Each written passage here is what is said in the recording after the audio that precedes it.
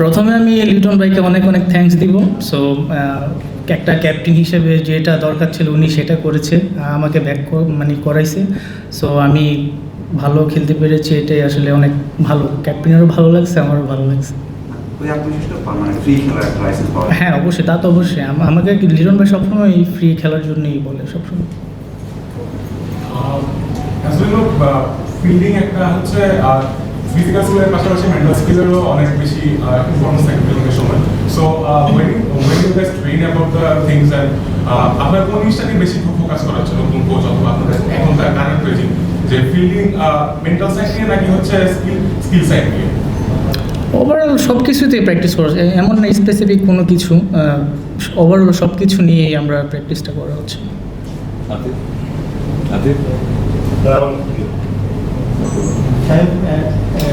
আপনারা প্রথম ম্যাচটা খুব ভালোভাবে জিতলেন, তারপরে একটা গ্যাপ হয়ে গেল আর কি, বৃষ্টির কারণে আপনারা সেকেন্ড ম্যাচটা খেলতে পারলেন না। থার্ড ম্যাচের আগে আপনাদের টিমের কীভাবে কথা হচ্ছে ভাই, এই ম্যাচ নিয়ে আপনি কীভাবে এই ম্যাচটা দেখছেন?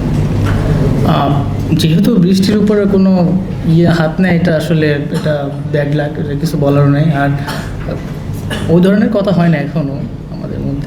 সিরিজ জিততে পারাটা আপনাদের জন্য কেমন হবে? অনেকদিন পরে আপনার টি-20 খেলবেন, আপনাদের বছরের শুরু, নিশ্চয়ই আপনাদের জন্য ভালো হবে সিরিজটা জিততে। হ্যাঁ অবশ্যই, আমাদের ভালো একটা অপরচুনিটি আছে সিরিজ জিতার, অবশ্যই। সো আমরা চাইবো যে অবশ্যই জিতার জন্য খেলা।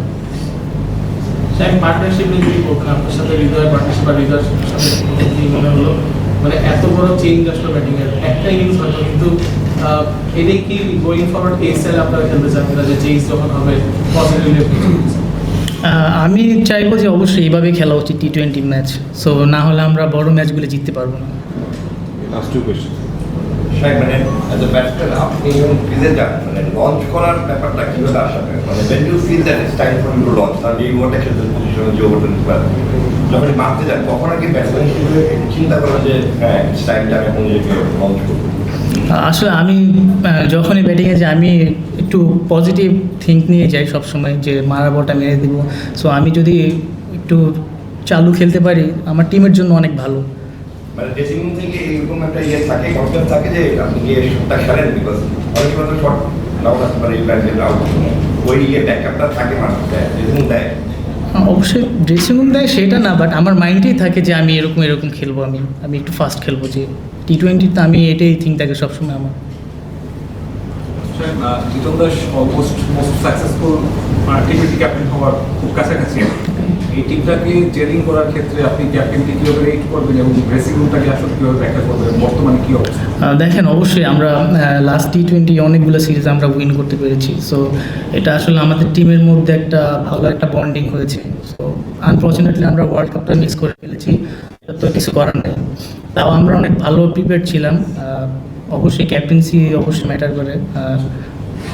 যখন রেকর্ড চেঞ্জটা করলেন তখন কি ওই বিশ্বকাপে রাখিটার বেশি মনে হয়েছে টিম বন্ডিংটা দেখা? না, বিশ্বকাপে ওইটা চলে গেছে, ওইটা নিয়ে আসলে আর থিঙ্ক করার কিছু নেই। আমরা আমাদের জাস্ট পজিটিভ যেটা সাইড, আমরা ভালো খেলতে পেরেছি, ইভেন আমরা আমাদের ইন্টেন্টটা ধরে রাখতে পেরেছি, এটা আমরা নেক্সট ম্যাচে ধরে রাখতে চাই। ওয়ান ডেতে বাংলাদেশের 6-7 নম্বরের জায়গাটা খুব এখনো ওইভাবে সেটেল না। আপনি মানে ওয়ান ডে ফরম্যাটটাকে কী বলেন? আপনি ছিলেন, তারপরে আবার এখন সামনে ডিপিএল আছে, আপনি কি চাইবেন যে ডিপিএল দিয়ে আবার একটু কমপ্লিট করা, যে ফিনিশার হল আপনার জন্য মনে হয় পারফেক্টলি ম্যাচ করে? অবশ্যই, সামনে যেহেতু ডিপিএল আছে, সো এটা আমার জন্য বেস্ট অপশন। এটা দিয়ে আমার কামব্যাক করাটা সবচেয়ে বেশি ইজি হবে আমি মনে করি।